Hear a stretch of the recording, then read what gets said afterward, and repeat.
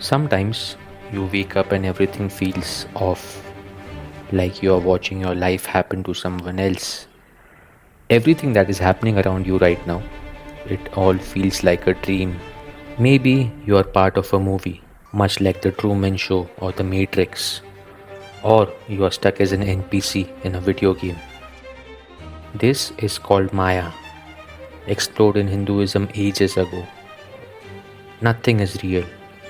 In the Bhagavad Gita, they call it Krishna's Leela, divine play. Picture a child building sand castles at the beach. He is not trying to solve world hunger or cure diseases. He is just playing for the pure joy of it. Maybe that is all we are. Maybe existence itself is just consciousness having fun with its own reflection. This concept has been repackaged over the centuries, depending upon the trending form of art that humans consumed. When we began writing stories, we all became characters of a book. When we loved theatre, Shakespeare said, all the world's a stage. Movies came along and suddenly we are all living in our personal Truman Show. Perhaps there is some divine audience there laughing on your misery and your imperfect comic timing. Now we have got video games and AI, so naturally we are wondering if we are stuck in some cosmic simulation, always circling back to this. It is all Maya. Plato saw it too, way back in his cave allegory. We are all prisoners watching shadows on the wall, thinking they are real. The actual world is somewhere out there, beyond the shadows. Okay, but wait, you say. How can everything be fake when I feel myself? I feel that touch, my skin, my tongue, all my five senses shout to me that I am here. Everything I feel is for real. And if not, maybe a punch in the face will make me realize okay, this hurts. It is very well real. Okay, think about it like a video game character. That digital cowboy feels hungry, feels pain. His beard grows over the days, even levels up physically over time. Of course, before leveling down in chapter 6. You give him consciousness and boom, he's got the same argument that you do. This gun feels real in my hand. But when you flip the console off, where does he go? Does he dream of electric sheep in Tahiti? Is he any real? Just give him self awareness and it might as well be you. Alright, let me bring in Rene Descartes into this, who locked himself in a room and decided to doubt everything he possibly could. Ah, the social distancing pioneer from Renaissance. Yeah. He decided to doubt his furniture, his body, that could be fake, the entire external world. Maybe it is all a dream. But there was one thing he couldn't doubt. I think, therefore I am. If he was doubting, he was thinking. If he was thinking, he existed. At least something is real. Alright, if you can doubt everything else, how do you know anything beyond your own thoughts is real? And how do you even know your thoughts are real? Like the Fear No More episode of Rick and Morty, which brilliantly captures the Maya concept. The idea that what we perceive as reality is just another layer of illusion. Even awakening from one level of Maya might reveal yet another layer beneath. The fear hole creates recursive nightmares where each apparent escape leads to a deeper realization that nothing can be trusted as ultimate reality. As per Hinduism, even the seven heavens and obviously the seven hells, they are all a part of the material world, just less of a simulation and way cooler than the world that you live in. And so consciousness might be trapped in infinite nested realities, each one feeling completely real until the next layer is revealed. It is Maya all the way down, an endless hall of mirrors where each reflection might be the true reality, but probably isn't. If everything is an illusion, how can you trust your awakening from illusion? Because I have free will, you say. I can think whatever I want. Ah, but do you? You think you are in complete control of your thoughts and destiny. then why do you ever choose to feel sad? Or why do you even choose to feel angry, irritated, depressed? In your case, most of the time. If your thoughts are in your control, why do you decide to like only farmhouse pizza and not pizza with pineapple? Why don't you flip the switch and start listening to country music instead of rock music?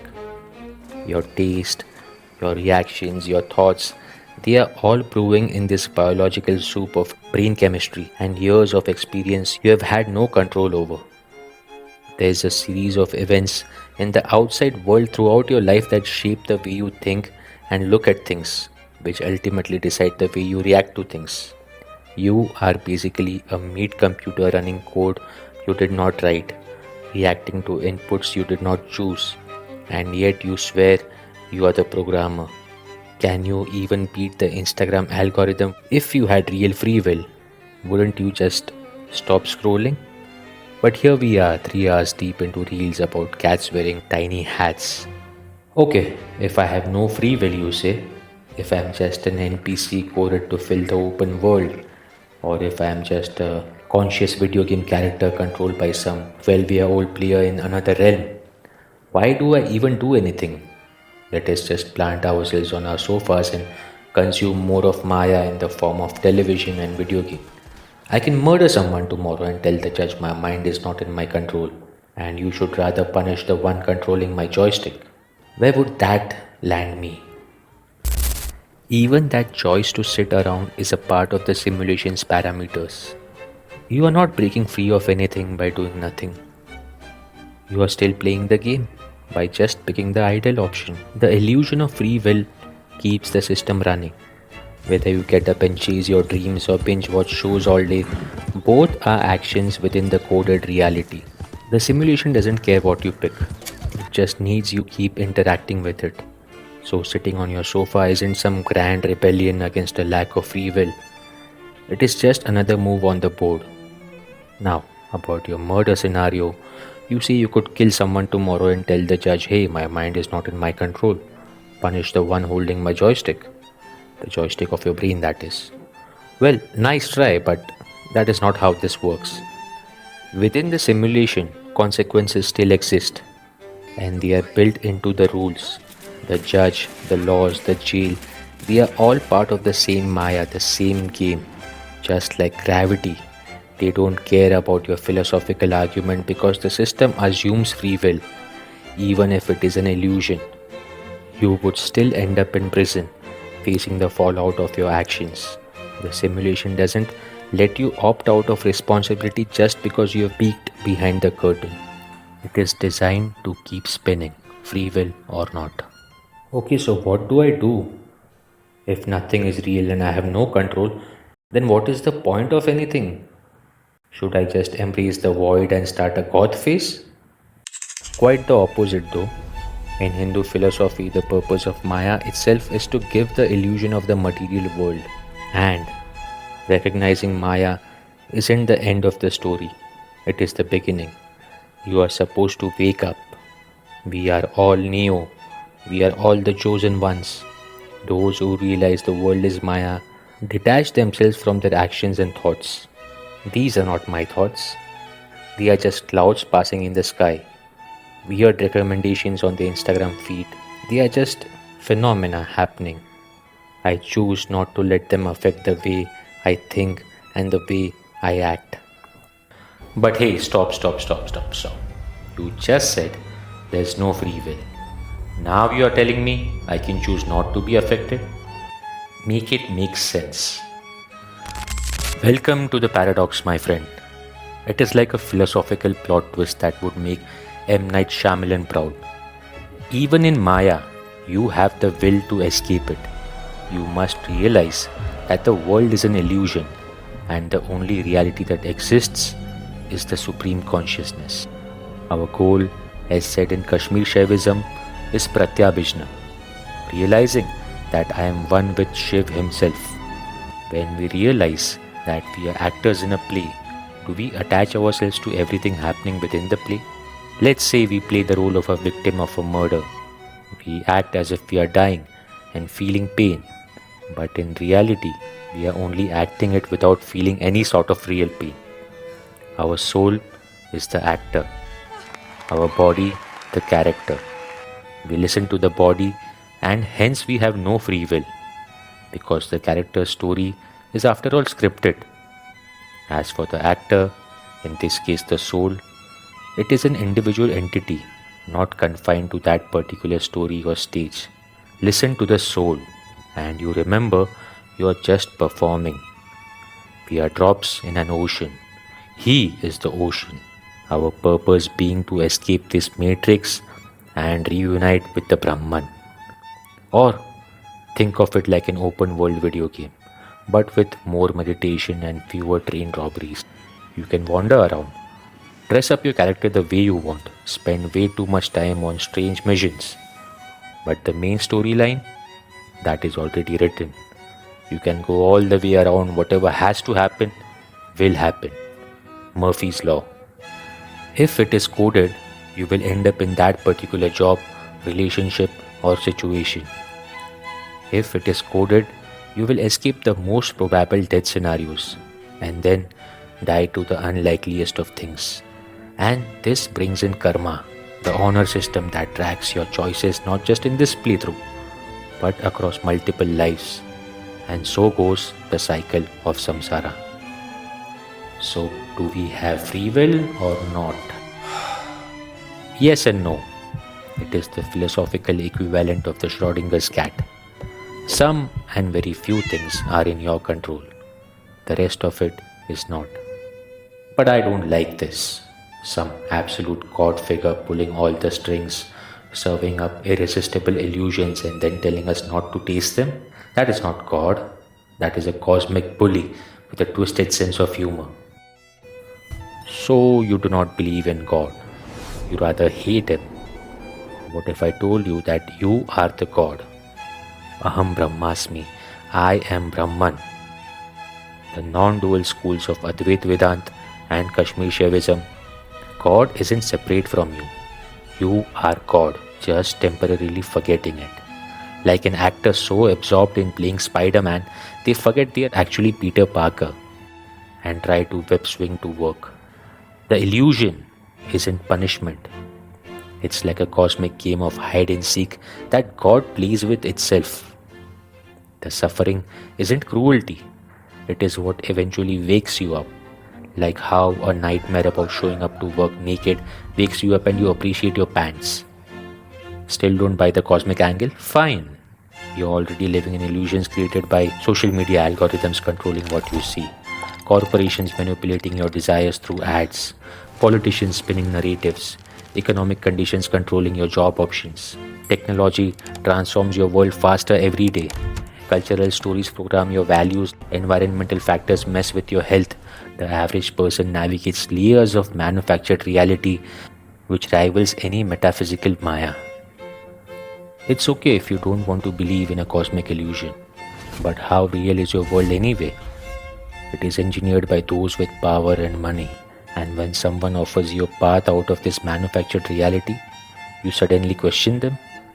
It's like being offered the red pill and asking if it comes in a different flavor. Maybe the Maya is just how your brain works. The illusion is simply how our evolved brains construct reality from limited sensory data and cognitive biases. We are not being deceived by a god, but by natural limitations of perception and cognition that helped our ancestors survive. We are running Stone Age software on Space Age hardware and wondering why everything feels glitchy. So, what do? Each day, we get sucked deeper into Maya, attachments, bonds, rituals. If this world is a simulation, we have created even more tiny simulations within it. In a world which you say is fake, we are constantly bombarded with fake news all the time. And then you expect us to break free from this simulation. Where do we even start? Hey, I totally get where you're coming from. It's exhausting, right? Very meta. Here are 6 things you can do to escape the matrix. The Stoics had a concept of amor fati, love your fate. Epictetus, who, let's be honest, had the coolest name in philosophy. He divided everything into two categories: what is up to you and what is not. Your judgment, values, responses, those are yours. Everything else, external events, other people's choices, whether or not they cancel your favorite TV show, not your department. Stop wasting energy fighting things you cannot change. You cannot control your boss, the economy, or politics, but you can control your response. Amor Fati doesn't ask us to surrender to a divine will, but to accept reality as it is while focusing our energy on what we can actually influence. This eliminates the resentment you feel towards an absolute controller because it reframes the situation entirely.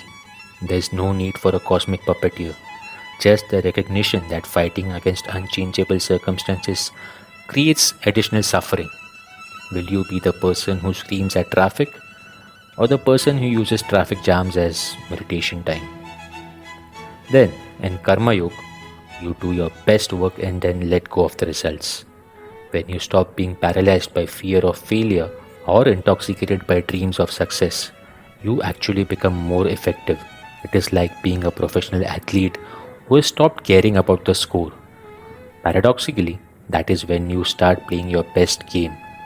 This is eminently practical advice for navigating corporate hierarchies, political systems, or any environment where multiple forces beyond your control affect outcomes. Also, one of the best ones, as Krishna personally recommends this to Arjun in the Mahabharata. Bhakti teaches surrender, not to some cosmic tyrant with anger management issues, but to the way things actually are. Stop fighting the river current and learn to swim with it. Accepting your limited control brings peace. Your individual will is always operating within a vast web of causation. From genetic inheritance to cultural conditioning to economic pressures, you must keep calm and go with the flow, chat. And Gyan Yoga, that is about awareness. Awareness through knowledge. Begin noticing when you are getting sucked in, when you are scrolling mindlessly through social media at 2 a.m., when you are caught up in some ritual that has become a pure habit. Pause and ask yourself, is this real or just another layer of simulation? Why am I so attached to this? Simulations within simulations, fake news layered on top of societal expectations, layered on top of Maya itself. Peel them back one by one. Question everything. Who are you really beyond all these tiny simulations the world has built? Another thing to do is meditate. Don't worry, you don't need to sit like a pretzel. Just find a quiet spot and breathe. Focus on your breath for a few minutes. When thoughts pop up, and they will, don't fight them. Watch them like your TikTok feed, not really paying any attention. Over time, you will start seeing how much of what pulls you in is just noise. You will begin to step outside your own brain and witness yourself. Sakshi Bhav. And this is where I'll save the best for the last. Imagine you are watching a really intense movie and you're completely sucked in, maybe even talking back to the screen like, don't go in there. Then someone taps you on the shoulder and you remember, wait, I'm just sitting in a theater. I'm not actually being chased by zombies. That is what the Ashtavakra Gita is saying. Your body is the actor up there getting stressed about bills, falling in love. Your consciousness, that is you in the audience seat, just watching. We forget we are the audience, we think we are the actor. So when the actor gets hurt, we feel hurt. But the person watching doesn't actually get wet when it rains on screen, right? And you're not just watching any random movie, you are watching a movie starring yourself. Your consciousness created this whole elaborate character, gave it your name, your history, your personality quirks. Because why? Same reason you binge Netflix. Entertainment. Pure cosmic entertainment. The Ashtavakra Gita says stop trying to improve the actor or change the plot. Just remember, you are the only one watching. Your thoughts are dialogue, your emotions are special effects, your problems are plot devices. When you get this, Maya stops being a prison and becomes the greatest show ever made. The actor will keep doing actor things, but you can sit back with your cosmic popcorn and enjoy the show, knowing the real you is safe. This isn't a race, and these modern simulations aren't going anywhere fast. Maya's been around forever, probably since before our universe's inception. But so has your soul been around for the same time. You don't remember. Your soul certainly does. And that is why you are forever homesick, dreaming of a place you don't even know of, but are certain that it is your home. So start small, every day. A few minutes of breathing, maybe perhaps some reading and self awareness, or witnessing yourself being engrossed in your work, not caring about deadlines, or perhaps just making peace with the way things are.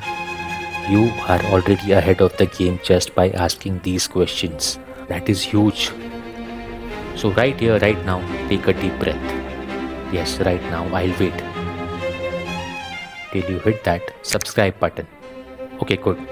Remember, nothing means anything here, and the world is a big lie. Okay, sleep well.